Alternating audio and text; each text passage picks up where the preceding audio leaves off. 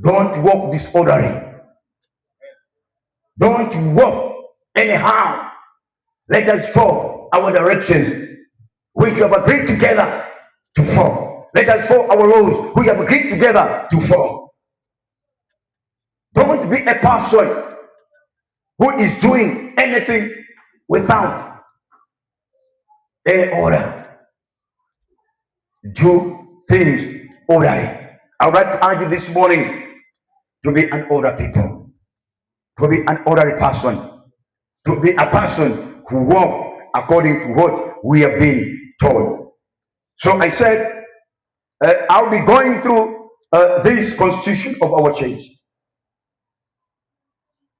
And I'll be taking you through some of the constitutions which we have in this constitution of our church, so that you understand. Because I've seen most of you, you're not following them. You're just doing aimlessly anyhow. So I am here to remind you that as a Christian, you have also to abide on whatever we have agreed to abide. You have to walk according to whatever we have agreed to walk. You have to obey whatever the law we have in our church.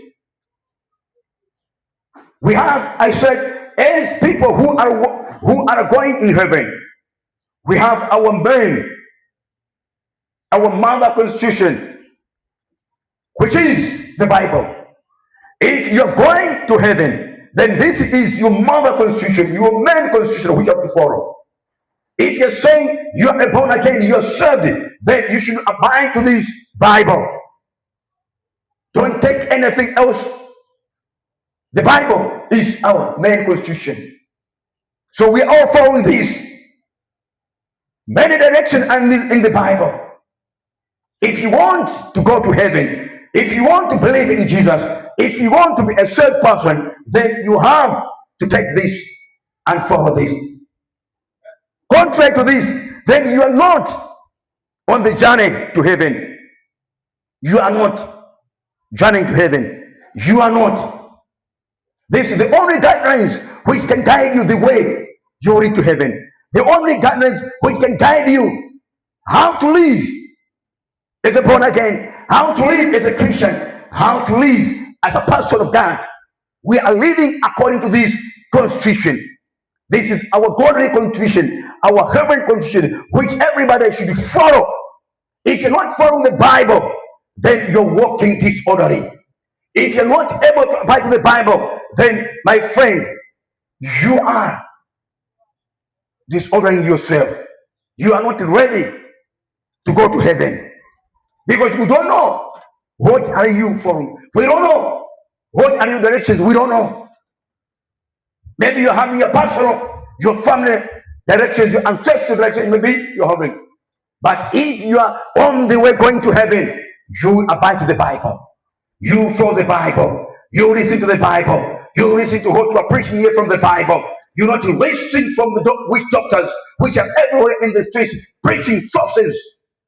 You don't listen to them, but you only listen to the Bible, which is the truth of the way to heaven, which speaks whatever the direction which you're supposed to follow when you're going. So from this book is to where we are saying we have our church constitution, which you have to follow, my brethren. If you're not following, then you're gone. Then you're not our part. And I said this frankly, but if I find anybody who is not following our constitution, I will expel him in the church. I will suspend you. I'm speaking this frankly, I will suspend you. Because I cannot have a Christian who is walking disorderly.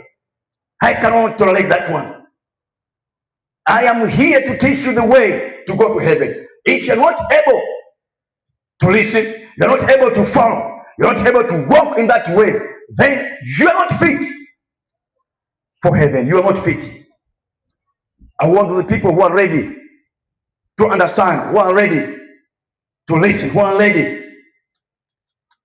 to be on their way to heaven, who will follow the Bible, who will follow our church institution, constitution, who will follow whatever the bylaws which are given by the church.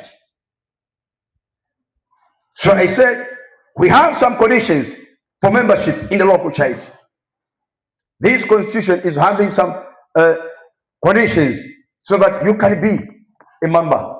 If you are saying you're a member of this church, then there are conditions for you to be a membership of this local church. And I want to bring you these as follows. These conditions include the qualification for membership in a local church.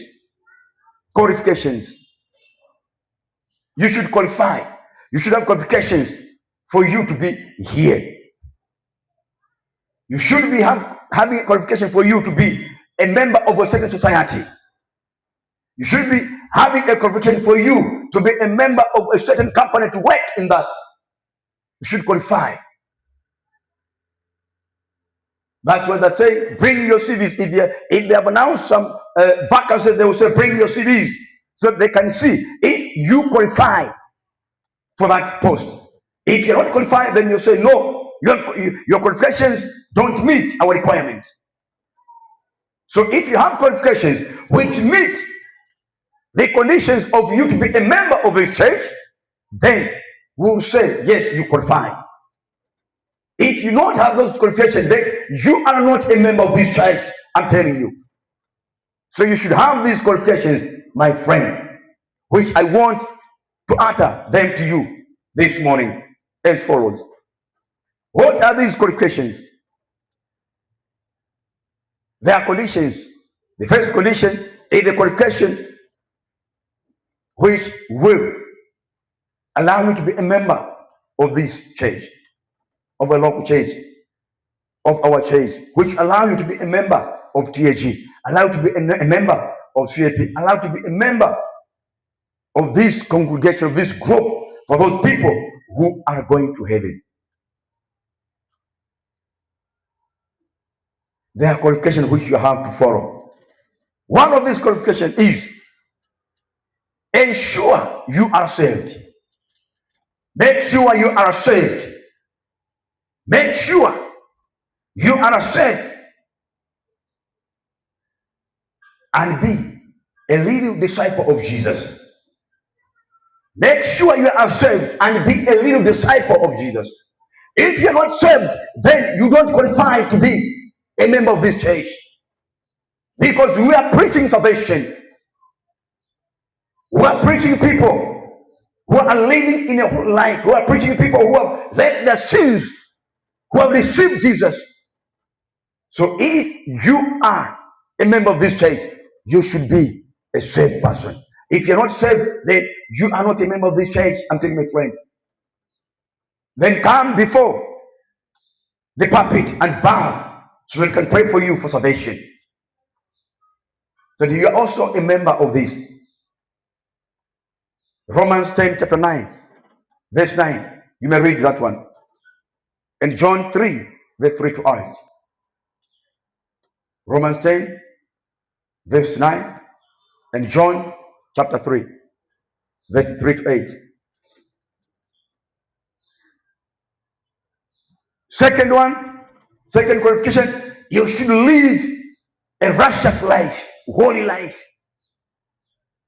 Be righteous all the time. Then you shall qualify to be a member of this church.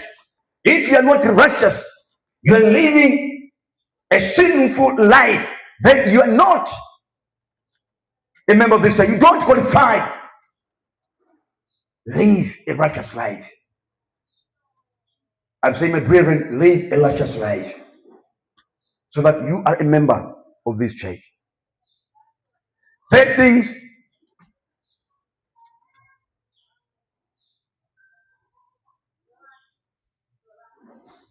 be a faithful giver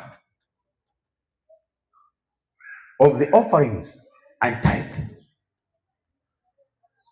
Be a faithful giver of offerings and tithe. Most of you, you're not giving tithe. I've been going through your records. I've seen that you are walking disorderly because you're not giving tithe. You're not giving the tenth. You're not giving. The 1/10 of your earnings you're not giving, most of you.